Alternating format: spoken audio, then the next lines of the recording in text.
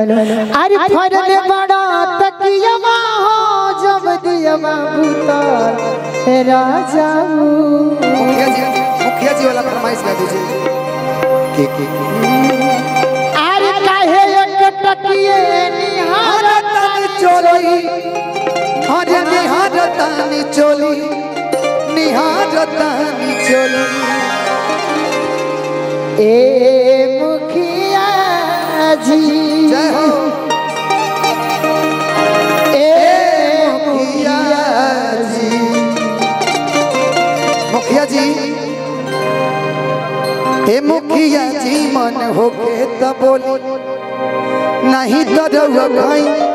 बरदास वाला गोली ए मुखिया जी मन होके तो बोली नहीं तो बरदास वाला गोली ए मुखिया जी मन होके तो बोली नहीं काहे एक तकिए निहारतन चोली बोला बोला ए रानी डीजल पियाबू की पानी ए मुखिया जी ए मुखिया जी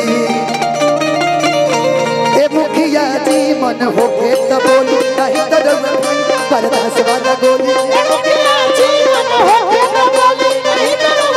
बरदास वाला गोली घर के पिछुआवे हो परधनवा के रोडन घास काटे कैली रे दीदिया घर के पीछे वाले हो परधनवा के रोड चोरवा टांग डाल दीदिया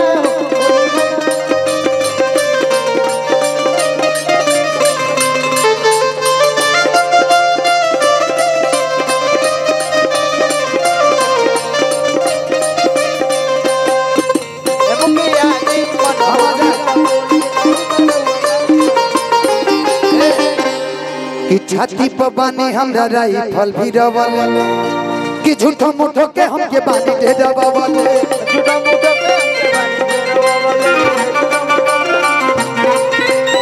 छाती पर बानी रउआ राइफल भी रवल झूठो मुठो के हमके बानी दे दबावल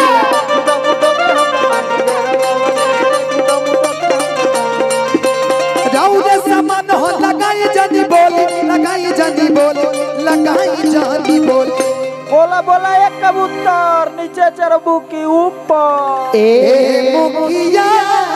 जी ए मुखिया जी ए मुखिया जी मन होके तो बोली नहीं तो रउआ भाई बरदास वाला गोली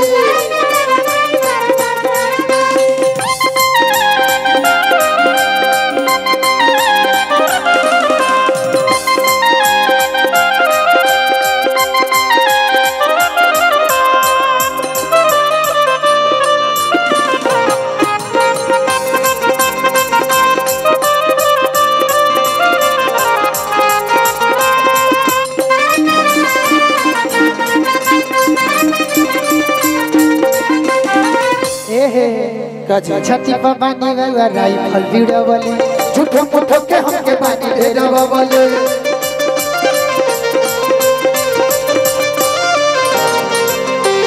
छाती पर बानी रउआ राइफल भी रवल झूठो मुठो के हमके बानी दे दबावल छती पर बानी रहुआ राइफल भिड़वले झूठ मूठ के हम बानी दे देवले रउआ समाया धरे चाहिए दे गोली चाहिए दे गोली ये प्यार है बड़े भाइयों का ए मुखिया जी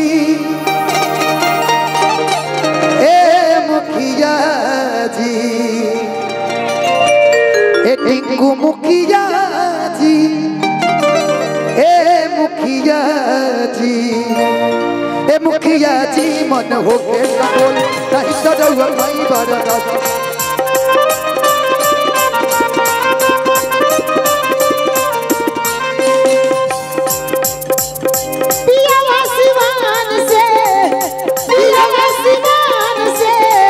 आधार भइले आई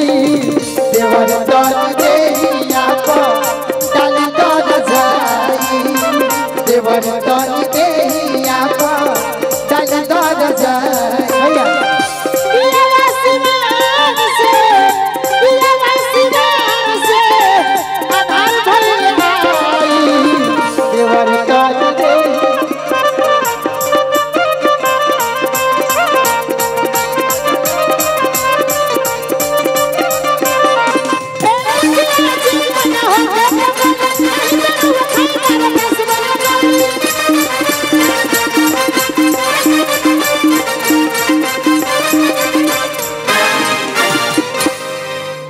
कौन गाना